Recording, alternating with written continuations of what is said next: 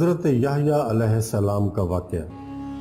حضرت عبداللہ بن عمر رضی اللہ تعالی عنہ فرماتے ہیں، حضرت یحییٰ علیہ السلام خوف خدا میں بہت رویا کرتے تھے۔ ایک دفعہ اتنا روئے کہ ان کے رخسار پھٹ گئے، ان پر سے گوشت اور چمڑا غائب ہو گیا اور بالآخر ان کے دانت واضح طور پر نظر آنے لگے۔ آپ کی والدہ محترمہ نے یہ دیکھا تو ان سے رہا نہ گیا۔ فرمایا، بیٹا مجھ سے تمہاری یہ حالت دیکھی نہیں جاتی، اگر میں تمہارے دانتوں کے چھپانے کا بندوبست کروں تو کیسا رہے گا؟ تو آپ نے عرض کی، بہت بہتر، جیسے آپ کی مرضی۔ آپ کی والدہ محترمہ نے اون لے کر اس سے ایک پھاہا سا بنایا اور آپ کے چہرے پر رخساروں کی جگہ پر رکھ دیا۔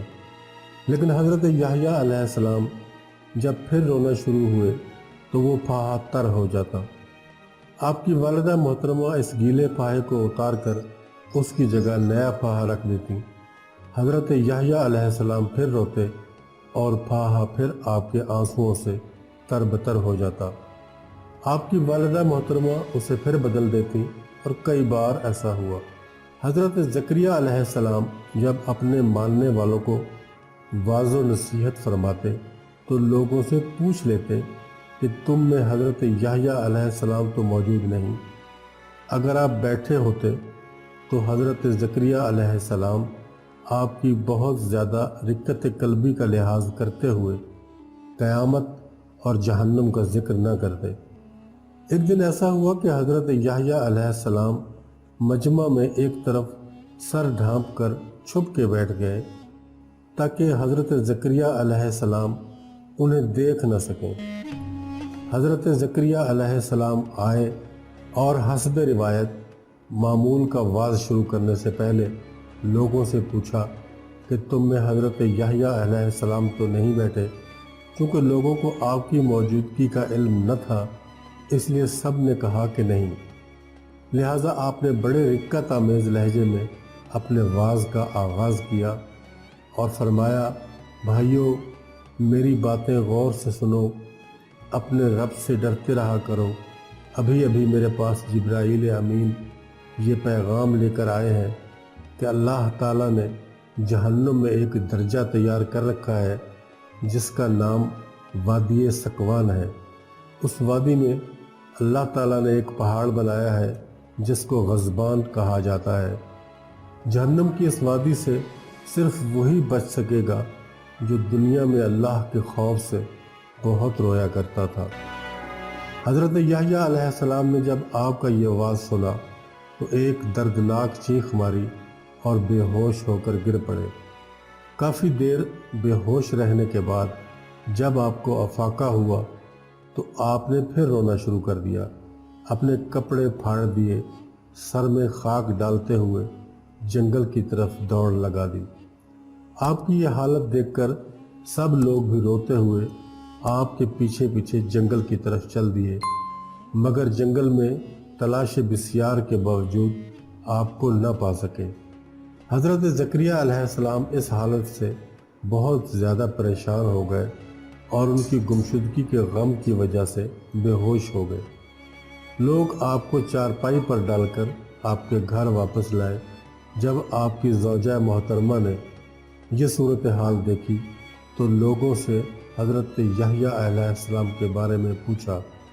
لوگوں نے ان کو سب کچھ بتا دیا، جس سے ان کی آنکھوں میں بھی آنسو آ گئے۔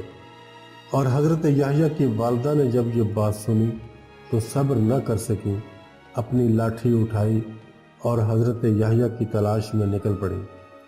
آپ کی والدہ 3 دن تک مسلسل جنگل میں آپ کو تلاش کرتی رہیں، مگر آپ نہ ملے۔ بالآخر آپ کی والدہ نے چند چرواہوں کو دیکھا جو جنگل میں بکریاں چرا رہے تھے۔ انہوں نے ان چرواہوں سے آپ کے بارے میں پوچھا۔ چرواہوں نے کہا، اور تو ہمیں کچھ معلوم نہیں، البتہ گزشتہ رات ہم نے اس پہاڑ سے کسی آدمی کی آواز سنی تھی جو یہ کہہ رہا تھا، ہائے افسوس، جہنم میں ایک وادی سکوان بھی ہے، ہائے افسوس، وہاں غضبان کا پہاڑ بھی ہے، ہائے افسوس، جہنم کی آگ کتنی زیادہ سخت گرم ہے۔ آپ کی والدہ پہاڑ کی طرف گئیں تو دیکھا کہ حضرت یحییٰ علیہ السلام وہاں غمزدہ اور پریشان حالت میں بیٹھے ہوئے ہیں اور وہی کچھ کہے جا رہے ہیں جو چرواہوں نے انہیں بتایا تھا۔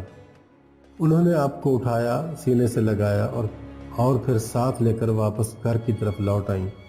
گھر آ کر آپ کی والدہ نے جو کی روٹی اور گوشت آپ کے سامنے رکھا اور کہا، اے بیٹا، اللہ تعالیٰ نے ماؤں کے اولاد پر جس حق کی قسم اٹھائی ہے، میں تجھے اسی حق کا واسطہ دے کر کہتی ہوں کہ میری بات مان جا، یہ کھانا کھا لے اور کم از کم آج کی رات ہی آرام کر لے، یہ بوسیدہ کپڑے بھی اتار دے۔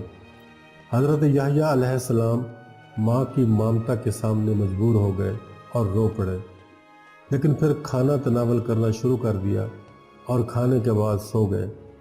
جب سحری کا وقت ہوا تو حضرت جبریل علیہ السلام آپ کے پاس آئے اور آپ کے پاؤں کو ہلا کر آپ کو بیدار کر دیا۔